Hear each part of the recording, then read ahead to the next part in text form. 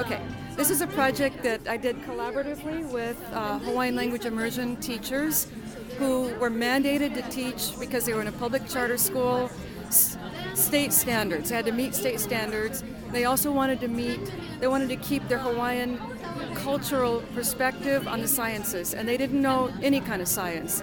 They didn't know the Hawaiian sciences, and they didn't know the sciences in the Western culture. Their kids saw no reason to learn the sciences. So one of the things we wanted was for their kids to feel like they could be scientists. Okay? So we got together. They had taken some of my Montessori training, and they wanted to see what they could do that would be, they thought it could be useful. So one of the things we did is we ended up using Montessori's idea of her timeline of life.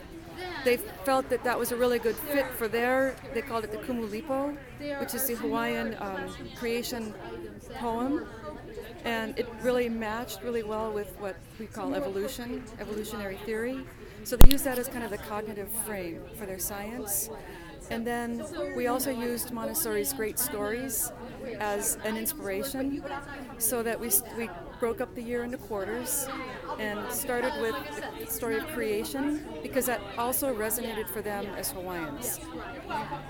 And so this is talking about that first quarter where all the children were studying some aspect of the universe.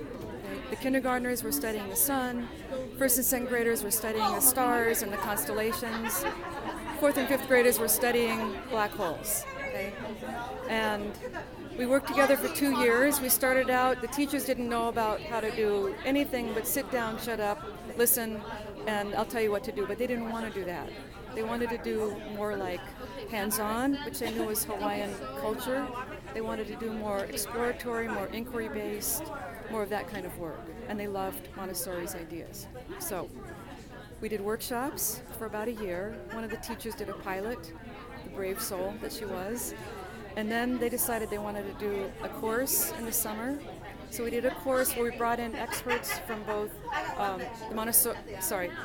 from both the world of Western science and the world of Hawaiian science, or the Hawaiian perspective, which includes culture.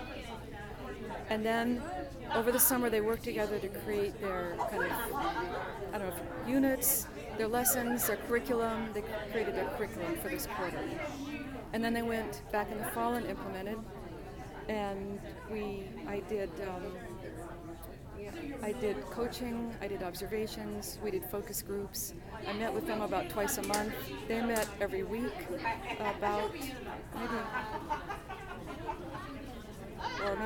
I came every other week.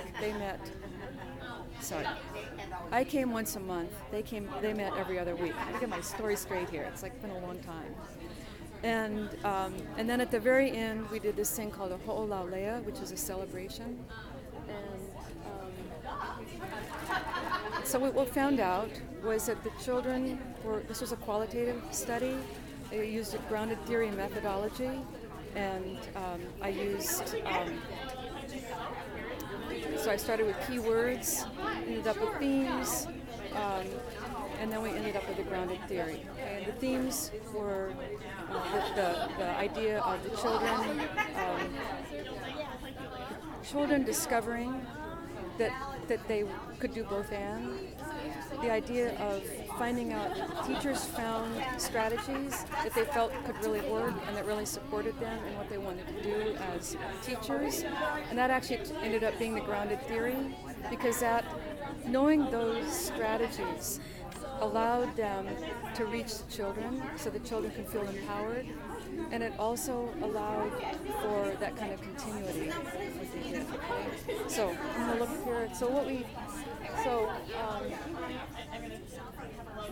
So the first theme was empowering the teachers to succeed and changing school culture.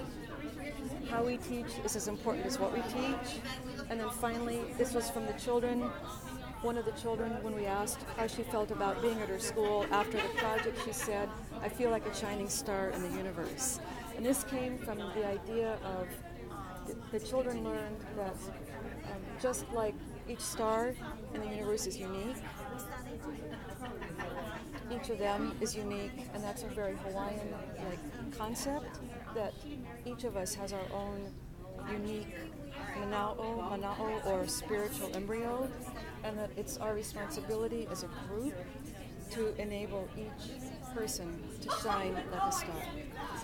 It was really fun. And the last thing I'm going to share, if that's okay, is that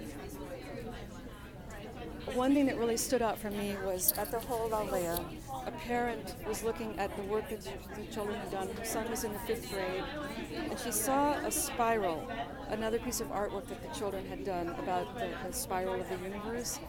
And she teared up, and she said that this was what she remembered her grandmother telling her, and that she had missed, her generation and her mom's generation had missed, and it made her feel so happy that her son was now able to learn this and own it, and he was going to be able to, what the teachers wanted was that the kids could walk in both worlds. They could do Western science, but they would bring that indigenous Hawaiian deep reverence for the earth, for the interconnectedness of everything, and that idea of the mana'o, that we all have that spiritual embryo.